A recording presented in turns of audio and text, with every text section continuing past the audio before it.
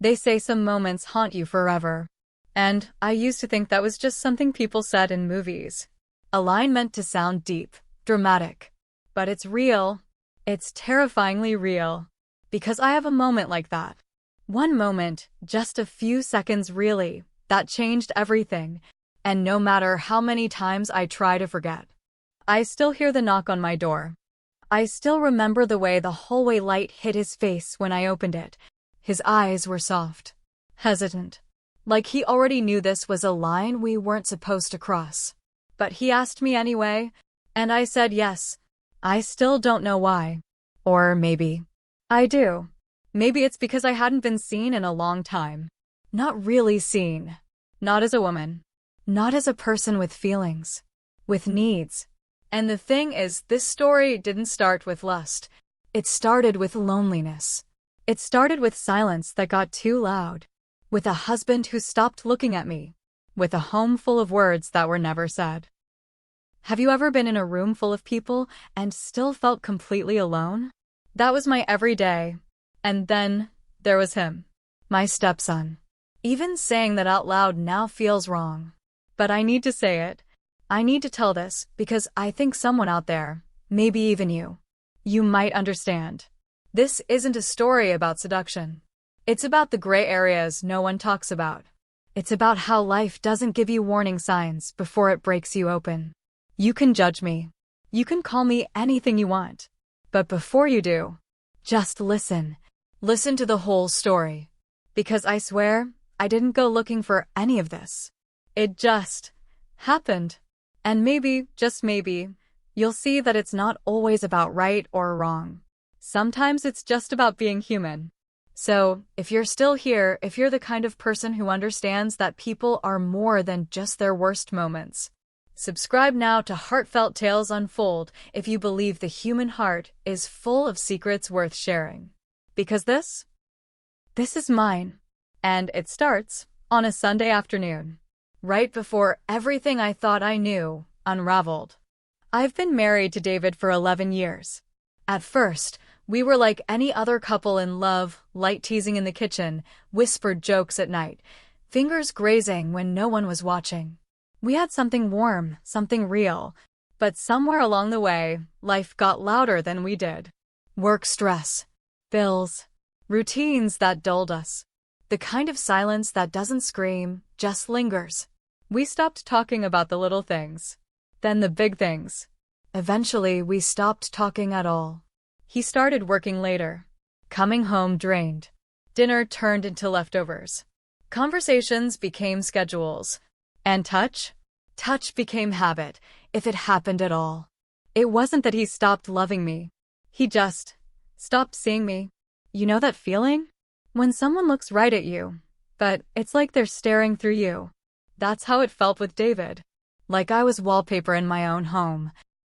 And then there was Liam. David's son from his first marriage. 17. Almost 18. Quiet, polite. Thoughtful in that observant kind of way. The kind of boy who didn't say much, but when he did, you listened. He had his mother's eyes. Soft but sharp. Like they noticed everything, even the things you were trying to hide. Liam had always spent weekends and school breaks with us. But last summer, he moved in permanently. His mom had taken a job overseas. David insisted this would be good. Family under one roof, he said. It'll bring us closer. Funny how life plays with your expectations. Liam arrived with boxes, headphones, and a cautious kind of energy, like he wasn't sure if he was welcome. But he was. Of course he was. I treated him like my own from day one. At first, things were normal. He'd come down for breakfast, earbuds still in. We'd pass each other in the hallway, say goodnight in passing. But slowly, that changed. It started with small things. He began helping me with groceries, offering to do the dishes after dinner. Once, he stayed up to watch a movie with me when David fell asleep on the couch. Just the two of us. Nothing inappropriate. Nothing suggestive. But the way he listened when I talked, the way he looked at me not like I was someone's wife or someone's stepmom, but like I was me, it did something to me. And I noticed. He wasn't just helping to be helpful. He was watching. Not in a creepy way. Just attentive. And that's what caught me off guard. Because attention? When you've been starved of it for so long, it feels like air after drowning. I remember one afternoon.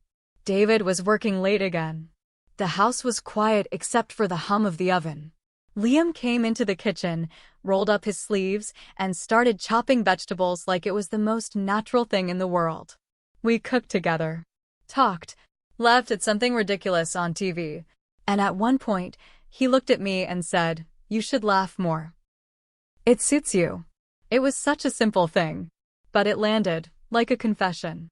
That was the first time I felt something shift. Not with him. With me. I didn't want it to mean anything. I told myself I was imagining it. That I was just touched by kindness. That I was too tired, too lonely, reading into nothing. But deep down I knew. Something was waking up inside me, something I thought had died a long time ago. And the worst part? It felt good. I didn't ask for it. I didn't go looking. But when someone finally sees you, truly sees you, it's hard to close your eyes again. It started with a simple question. One of those everyday, throwaway questions that shouldn't mean anything. But somehow, it opened a door I didn't even know I'd left cracked.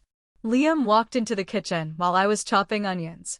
He leaned against the counter, hands in his hoodie pockets, and said, "Would you teach me how to cook?" Just like that. I looked up, surprised. He was always so quiet. Reserved. The kind of boy who mostly stayed out of the way. But there he was, standing in the doorway, waiting. I smiled, trying to keep it light. "Why? Got a date you're trying to impress?" He chuckled and shook his head. "Nah, just figured I should know how to make more than toast and noodles. Thought you might be the best person to learn from." The best person? That shouldn't have hit me the way it did. But God, it did. Because no one had called me the best anything in a long time. So I nodded. "All right. You're officially my sous chef." And that's how it started. Every evening after that, we cooked together. Nothing fancy, omelets, pasta, stir-fry. But those little moments became something more. We laughed over burnt rice. Shared stories. His hand would brush mine as he reached for the spoon. I'd lean in to show him how to season something just right. And he'd listen. Not distracted. Not impatient. He'd listen. Like what I was saying mattered. Like I mattered. One night, I dropped a plate and it shattered across the tile. I knelt down to clean it, and Liam crouched beside me, picking up the pieces. I must have sighed. One of those tired, soul-deep sighs you don't even realize you're letting out.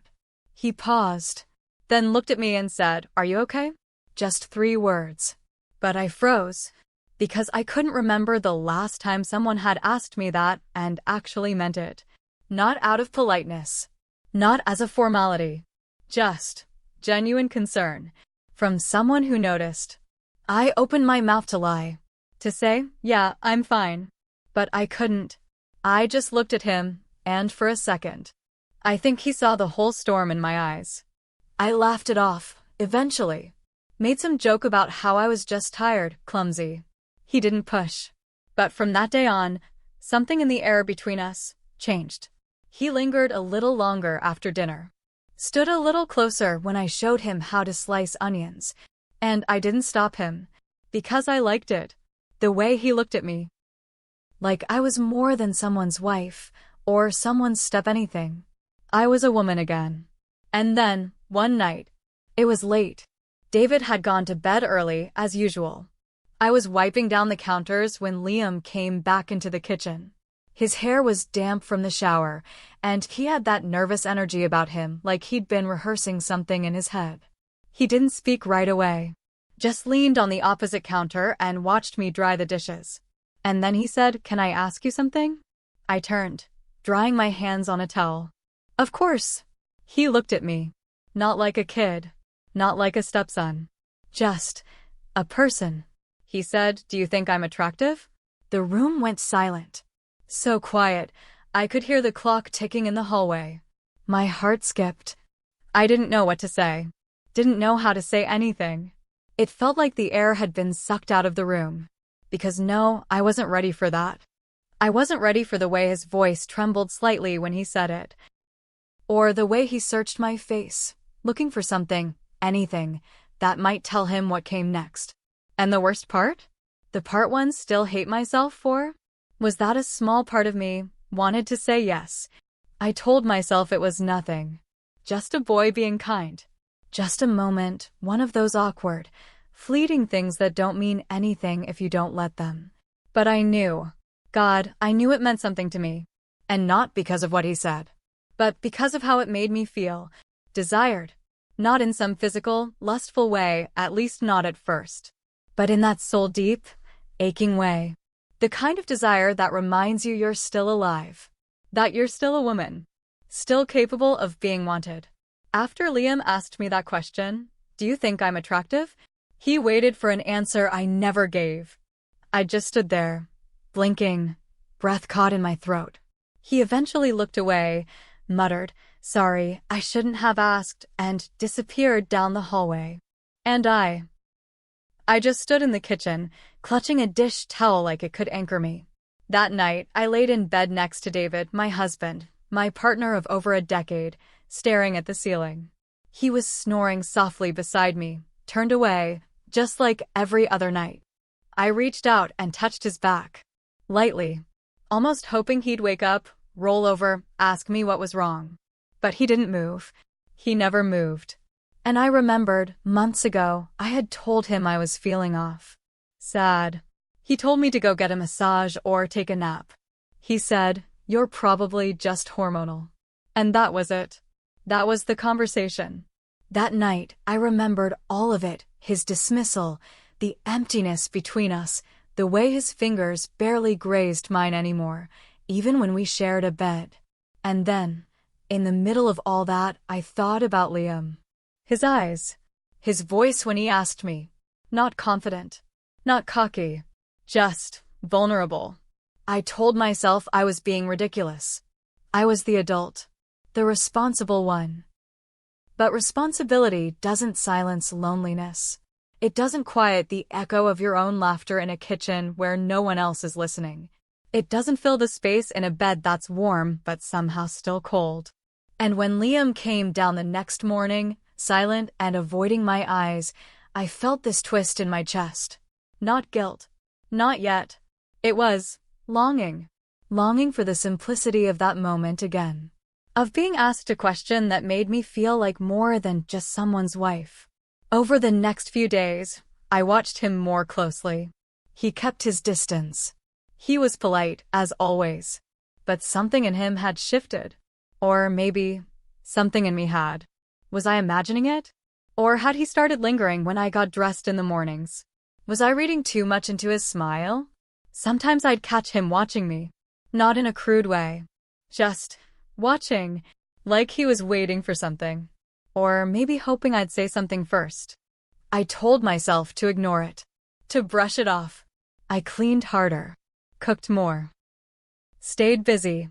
But it kept creeping in. Every time David canceled dinner plans, or walked past me without noticing my new haircut. Every time I reached for his hand and he was scrolling on his phone. I felt it. That hunger. That whisper of what if. And it scared me. Because I wasn't the type of woman to think about someone else. Let alone someone under my roof. But I was thinking. I was wondering. Not just about Liam. About me. When did I stop feeling like a woman? When did I become just mom, or wife, or background noise? The guilt started as a flicker. A quiet voice in the back of my mind saying, "This is wrong." But then another voice would whisper back, "But what if it feels right?" And somewhere between those two voices, I got lost. I started wearing lipstick again. Started brushing my hair a little slower in the mirror. Started noticing how often Liam passed by the bathroom when I was in it. I told myself it didn't mean anything. That I wasn't doing anything wrong. I was just existing. But deep down I knew. I knew I was playing with fire. And I wasn't sure if I wanted to put it out. Or see how close I could get before it burned me. It didn't happen all at once. There was no single moment where everything tipped over. It was little things. Quiet things. Things that on their own might seem innocent, but together, they built a path we shouldn't have walked. It started with the questions. Not casual ones. Not the kind teenagers ask when they're bored or being polite. They were personal. Deliberate. Thoughtful in that way Liam always was. Do you ever miss who you used to be? Did you always know you wanted to be married? Do you think people can fall out of love without realizing it? I'd pause every time. Because they weren't just questions, they were mirrors. Held up to parts of myself I'd been trying not to see. One afternoon, I had just stepped out of the shower. The hallway was quiet. David was at work, and Liam had left earlier to hang out with friends, or so I thought. I had a towel wrapped around me, damp hair clinging to my shoulders, and I walked out of the bathroom humming some tune I didn't even realize was playing in my head. Then I saw him. He was at the other end of the hallway, frozen. And I was frozen too. For a heartbeat, neither of us moved. I expected him to turn around, look away.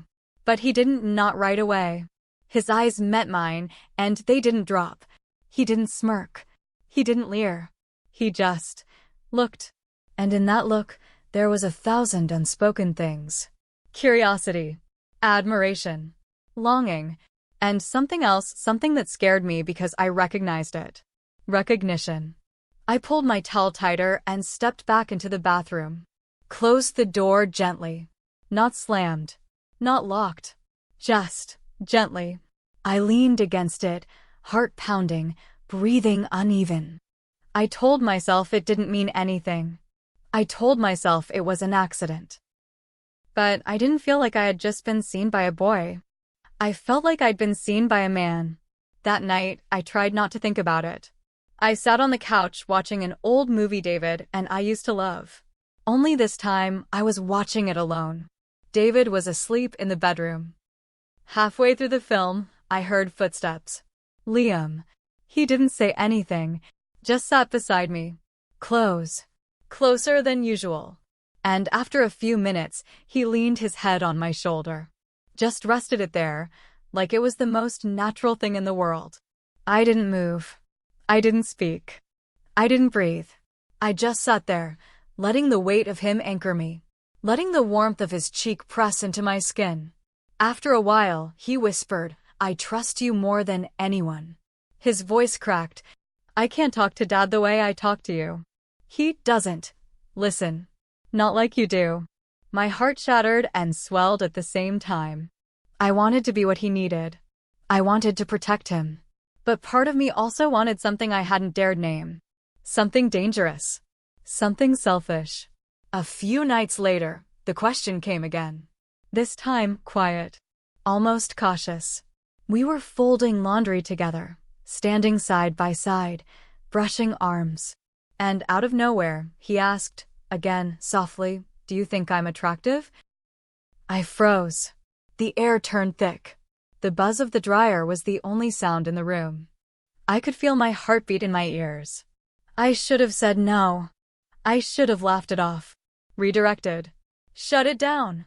I should have been the adult. I should have reminded him of the lines that couldn't be crossed. But instead, I stood there, not answering. Not moving. Just still. And that silence? It was louder than a yes. He knew it. And so did I. Later, alone in my room, I tried to convince myself it was nothing. Teenage confusion. A phase. A boy looking for validation. But deep down, I wasn't lying to him. I was lying to myself. Because it wasn't about what he was asking. It was about how it made me feel to be asked. Wanted. Noticed. Alive. And even though I hadn't touched him, hadn't kissed him, or crossed that final line my heart already had, I was standing in the middle of a tightrope. One I had built myself. And I didn't know if I wanted to get off it, or see how long I could keep my balance. It was raining. Not just a soft drizzle, but the kind that drums hard against the windows and soaks into your bones. David had left that morning for a 3-day work trip. Another conference in another city, Another string of days where I'd eat dinner alone and sleep beside cold sheets. The house felt still, too quiet. That kind of quiet that makes your thoughts loud. I had just finished folding the last of the laundry. The storm outside had turned the sky a deep gray, the kind of gray that makes the world feel smaller. I didn't hear Liam approach, just the soft knock on my bedroom door. I opened it to find him standing there, barefoot, hoodie hanging damp around his shoulders. His hair was wet. He looked like he'd stepped out into the storm just to feel something. And maybe he had. He looked at me with this weight behind his eyes, like he'd been carrying something for too long and finally decided to lay it down. He didn't say hello, didn't smile. He just said, "I have a request." His voice was barely above a whisper. I stepped aside, letting him in before I even realized what I was doing. He sat on the edge of my bed, hands clasped, shoulders tense, the rain tapping steadily against the window behind him. Then, without looking up, he said, "I've never kissed anyone." Not really. And I know it's stupid, but I want to know what it's like. I want it to mean something. I want it to be with someone I trust. He looked up at me then. "And I trust you." There were 1,000 things I should have said. 1,000 ways I could have drawn a line, built a wall, protected us both from what was coming. But I didn't. I didn't say yes. But I didn't say no. And sometimes, silence is louder than consent. He stood slowly, like he was giving me time to stop him. Time to remind him of what this was, what it wasn't supposed to be. But I didn't move. I watched him take one step closer, and then another. And when his hands gently brushed mine, I didn't pull away. When his eyes searched my face, waiting for rejection, I let him find something else. Something open, something aching. And when he kissed me soft, trembling, hesitant, I didn't stop him. I didn't guide it. I didn't deepen it. But I let it happen. And in that moment, I forgot everything. My name, my age, my guilt, my title. I just felt alive.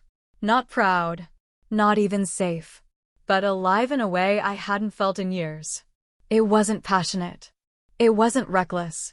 It was tender, scared, fragile.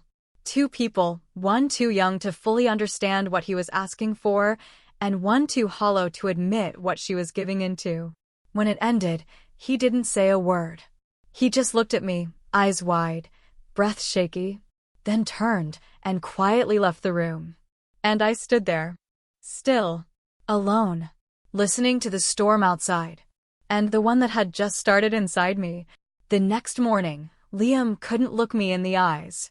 He came downstairs late, later than usual.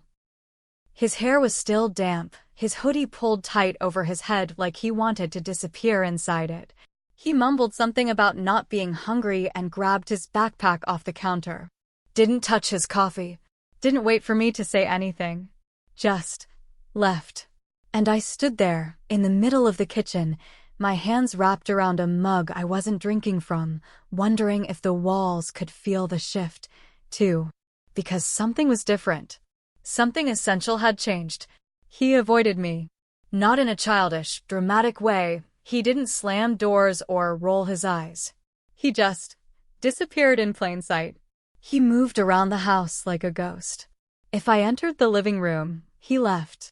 If I started talking, he kept his replies short, clipped. And every now and then, I'd catch him glancing at me just a flicker before his eyes darted away like it hurt to hold my gaze. And it did hurt, because I didn't know if he regretted it, or if he was afraid I did. The guilt came slow, like a cold draft under the door. At first, I tried to bury it in routine. Laundry, cleaning, chores, cooking meals no one commented on. But nothing tasted right. Nothing felt steady. And I couldn't breathe around him. The silence between us wasn't just awkward, it was loud. Too loud. And the worst part? I kept pretending. I acted like nothing had happened. Like he hadn't kissed me. Like I hadn't let him.